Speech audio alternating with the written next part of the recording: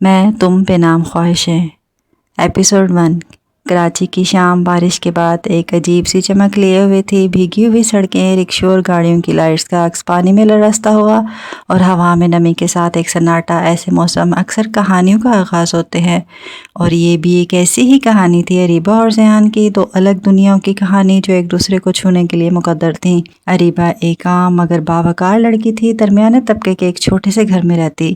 وہ اپنی ماں کا خیال رکھنے والی، بھائی کی ذمہ داریاں اٹھانے والی، ہر وقت کام میں جٹی رہتی، چہرے پر سنجیدگی اور آنکھوں میں دبے دبے خوابوں کی نمی۔ گھر میں سکون بھی تھا اور ایک دباؤ بھی، جیسے وقت ہر پل اسے یاد دلا رہا ہو کہ زندگی آسان نہیں ہے۔ اس کے برعکس زیان الوی ایک دنیا کا شہزادہ لگتا تھا، ایک بزنس ٹائکون کا اکلوتا بیٹا، جس کے لیے دنیا ہمیشہ راستے آسان کرتی رہی۔ لمبی گاڑیوں کا قافلہ، برانڈڈ سوٹ، قیمتی گھڑی، اور ایک ایسا اعتماد جو اکثر غرور میں ڈھل جاتا ہے۔ زیان نے کبھی مانگنا نہیں سیکھا، بس لینا اور حکم چلانا۔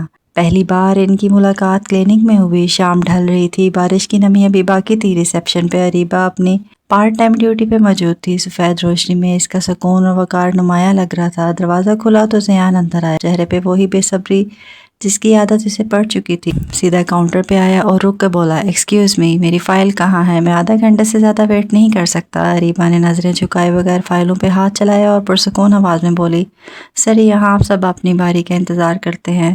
زیان ہلکا سا ہنسا، جیسے کسی کمزور دلیل کو مسترد کر رہا ہو۔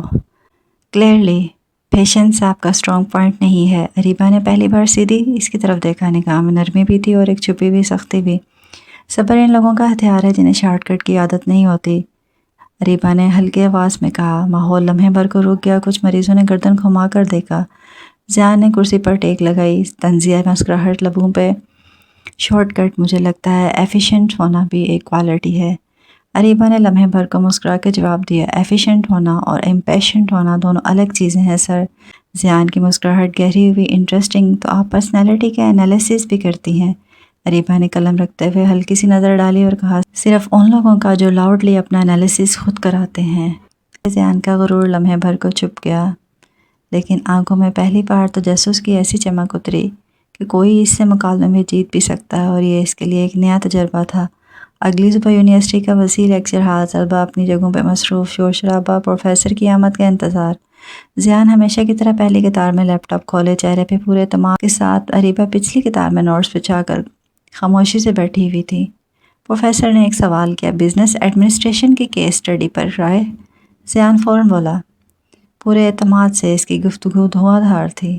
پروفیسر متاثر ہوا، کلاس متوجہ ہوئی جیسے ہی وہ سب کا مرکز ہو۔ پھر اچانک اریبہ کی نرم مگر واضح آواز سنائی دی، سر معاف کیجیے گا، ان کا جواب جزوی طور پر درست ہے، لیکن عملی طور پر مارکیٹ کے حالات اتنے پیش گوئی کے قابل نہیں ہوتے۔ پورا حال لمحے بھر کو خاموش ہو گیا، سب کی نظریں پیچھے کی طرف مڑی۔ زیان نے آہستہ آہستہ سر گھما کر اس کی طرف دیکھا، آنکھوں میں غرور اور چیلنج۔ سامنے اریبہ کی آنکھوں میں وقار اور خودداری نظر آئی۔ زیان نے ہونٹوں پہ ایک ہلکی سی مسکراہٹ سجائی، جیسے اپنی انا کے ساتھ کھیل رہا ہو، مگر دل میں پہلی بار کسی چیلنج کا احساس جگا۔ اریبہ دوبارہ اپنے نوٹس پہ جھک گئی، جیسے جانتی ہو کہ اصل بحث تو ابھی شروع ہونی ہے۔ یہ کہانی محبت سے نہیں، ایک ٹکراؤ سے شروع ہوئی تھی، اور اکثر ٹکراؤ ہی کہانیوں کو جنم دیتے ہیں۔